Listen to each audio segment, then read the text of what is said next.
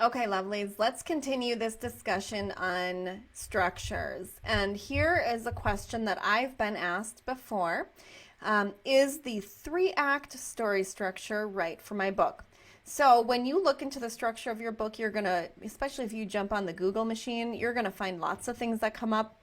You may remember the three-act story structure from high school, but this is something that has been around for years and years and decades. Okay, this is an old, very literature-based story structure. And it is, like I said, probably something you learned in high school. I remember learning it. It typically applies to fiction writing, but it can work really well with memoir because we are writing stories, right? So let's spend some time talking about this. I want you to consider the three-act story structure for your book to see if it works well for you. The basic bare bones of this story structure is that every story has a beginning, middle, and end, right? There's things like the rising conflict, the climax, the resolution. We've talked about those elements in other videos, and they're kind of these things that happen when you have a tight timeline, when you have a clear beginning and ending to your story, when you know when your story happens. So if you're not feeling like you have a rising conflict and a climax and a resolution, you may have to look at, well, what is my story about? Where does my story start and end? We have some more resources in the group for that particular question, but let's assume you have that strong beginning, middle, end, and you want to investigate this story structure. So think of your story as being divided into three acts, which we're going to go over in a minute. But the main driving force in this story structure is what you want, your desire. And this desire starts out as something in the middle or in the beginning, and then it shifts throughout the book. So in Act 1, we get to know what you want, what your desire is, and it's typically an external desire. So I'm going to follow a couple examples for this video for the purposes of illustration for you. So for example, if you're writing a travel memoir, it's most likely that you want adventure, right? That's your want. And you want to experience new things. You want to see the world. So you've decided to travel. That's what you want in the beginning. If you're writing a memoir about divorce, maybe your story starts out showing that you just wanted a normal, happy marriage. Maybe you thought that's what you should be doing. You said yes to the dress. You said yes to the ring. You said yes to the guy. And you're like, yes, I want to be happily married. Act 2, your desire shifts. Your mission shifts. What you want changes. Maybe it becomes more intense. It could be the same thing. You could lean more into it and chase it harder. Maybe it evolves into something different, but there has to be some movement there. So for example, your travel memoir, you maybe ventured to a place that steals your heart and you want to live there now. That's your new desire. You have to figure out how to make that work. You love this place. You are never leaving. Something about it has bewitched you, and that is your new desire. Or the divorce story, your happy marriage takes a turn for the worse and you just want to find how to make it work. You want to figure out how to fix what's wrong, and that's your new desire. Or maybe it's so bad you just want out. Maybe there's something happened that your new desire is just to get out and feel safe and feel happy elsewhere, okay? Act 3, this is where your conclusion happens. This is where your story ends, and we get to see how you've changed. That's what this is about. It's not about like, does she get what she wants? Like, does she, get to travel the world? Obviously, we care about that if you're going to make it a big deal and make it about your story, but we really get to see what's changed inside. When you have an external desire, there's always an internal desire feeding that. That is where the change is going to happen. So Act 3 is where we get to see the conclusion.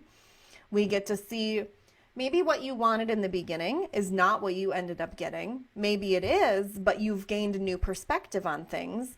So, for example, in your travel memoir, you've found a new adventure in the new home you created. And while your story didn't really start out with, I'm finding a new place to live, or I want to move to a new country, that wasn't your original desire. Your original desire was, I want to, experience adventure, travel the world, see new things.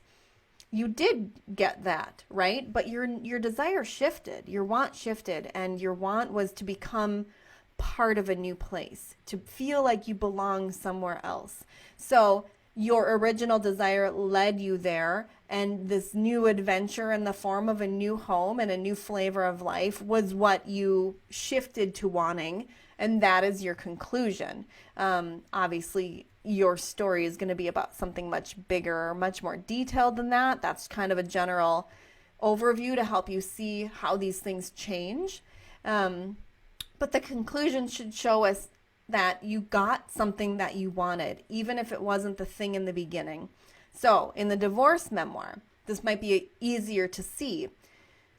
Maybe your conclusion is like you find happiness as a single woman, right? So in the beginning, your story started out with, I just want to be happily married. I met this great guy. I know maybe I'm getting old and I'm getting older and I want to have a family, and maybe that's where you started. Like, I want to have this happy marriage and have this happy life. And I thought that's what I needed to have happiness.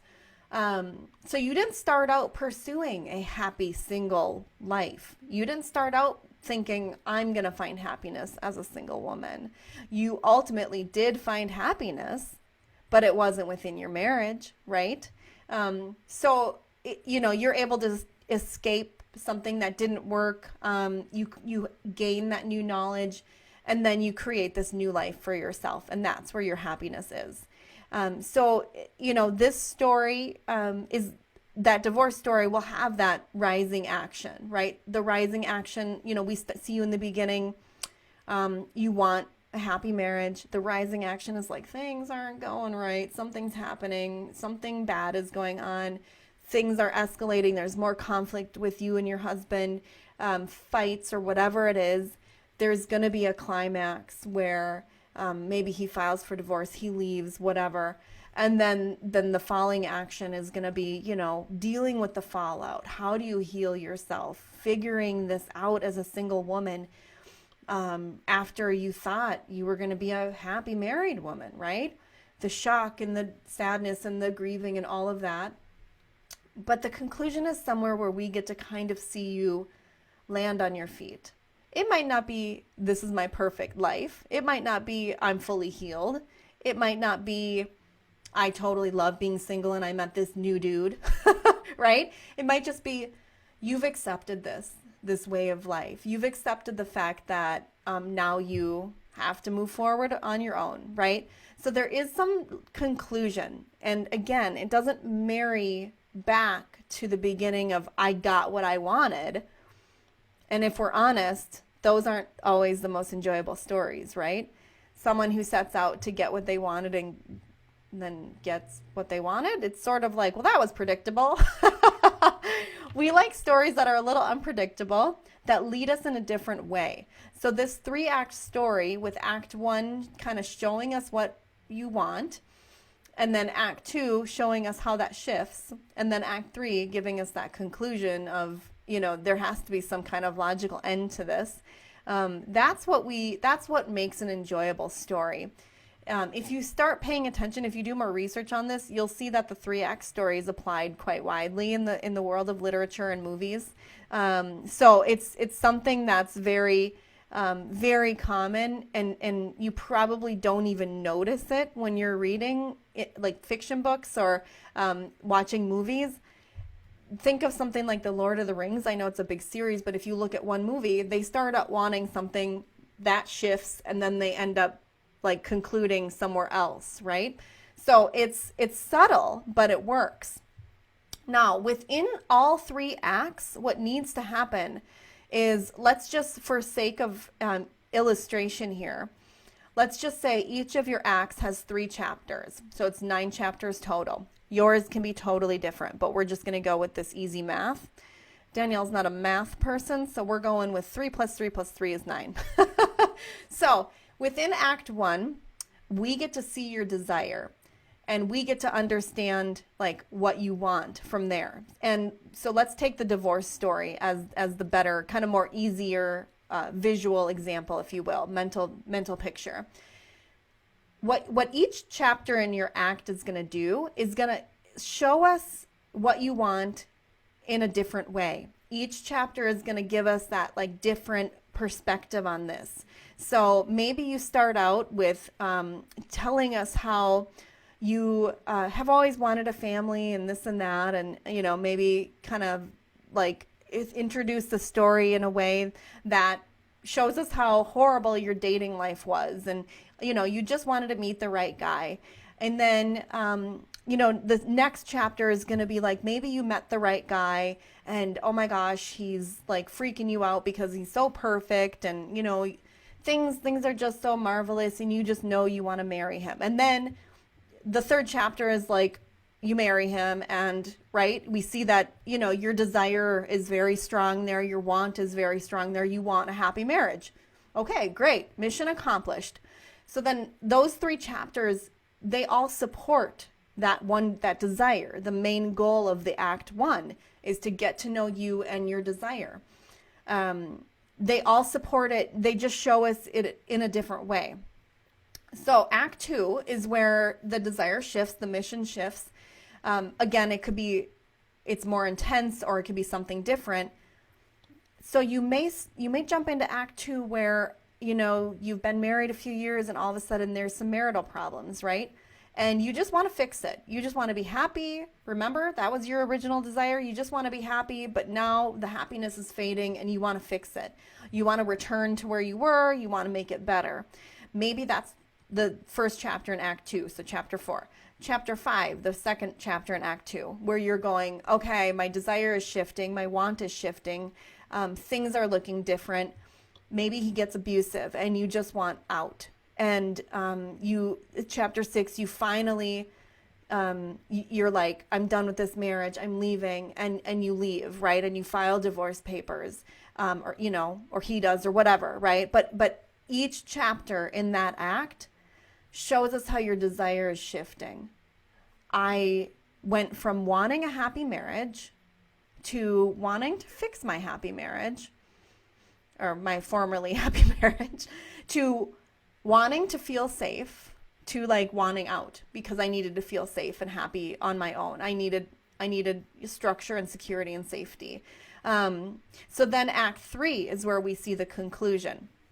We see that maybe in the first chapter in Act 3, you're grieving, and you have to heal from not having that happy marriage, and you have to heal yourself for not loving yourself or whatever, right? We kind of see you go through this maybe grieving process, healing process. Maybe you're not willing to accept that this is gone, and you try to seek him back, and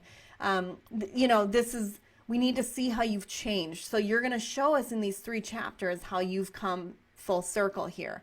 The second chapter is maybe where you start doing some healthy things for yourself. You start living differently. You start taking care of yourself differently. You start landing on your own 2 feet, and you see that maybe a happy marriage isn't something that you need in order to feel fulfilled in your life. And then the third chapter in the third act, so your final chapter, is going to show us how you've landed on your own 2 feet. You're a strong, independent woman. You can do this. You don't need no man. You're out like doing your thing. You may not be fully healed, but you got yourself an apartment. You found a new job somewhere. You relocated, whatever it is. You've landed back on your feet, and we see that you are in this state of acceptance and self-love and knowing that you can do this, confidence, right? So we see that in the beginning. You're just a girl who is craving love, who wants attention, or wants this happy marriage because that's what's going to fulfill you in life. And then we see you in the end as a grown person, not like you've literally grown up, but you've grown, you've evolved. And you see that you don't need other people to make you happy. You can make you happy, right? So you see how they're connected and how we've journeyed, but the desire is what's shifting. And that's what's prevalent in this 3-act structure. Again, we're going to take this back to another, piece of story structuring. This doesn't have to be linear either. You can take us to the middle, and do like a E loop around, take us to the middle, like where, oh my gosh, I can't believe, how did my life, maybe you're like hiding in the closet because your husband is going bonkers and he's throwing things around and you're freaking out and you're going like, how did I even get here? Like what happened? I thought I was happy. I thought we were happy. And you're blaming yourself and you're in this dark place and you're in this freaked out, your fear and all of this ugly, right? You take us back to the beginning where you were just a girl who wanted happiness and love from your marriage. And then you circle around and we kind of move past this dark place that you took us and we keep going forward, right? So that you can use this 3-act story as an organizational tool to really lay out how your story is strung together. It's something that keeps your story very cohesive. You tie it together with that desire, that want, which is essentially just your theme. I want happiness, right? This is a story of how I found happiness. I thought happiness was over here, but really it's over here. And so then you can kind of play with the order of events and the shape of the story and all of that. So there are many different ways to look at structure. I hope this gave you something else to talk about. In my next video, we're going to continue to dive into structure a little bit more, and I want to give you another journey to consider for your book. So please come back. I will be here, and I hope to see you there.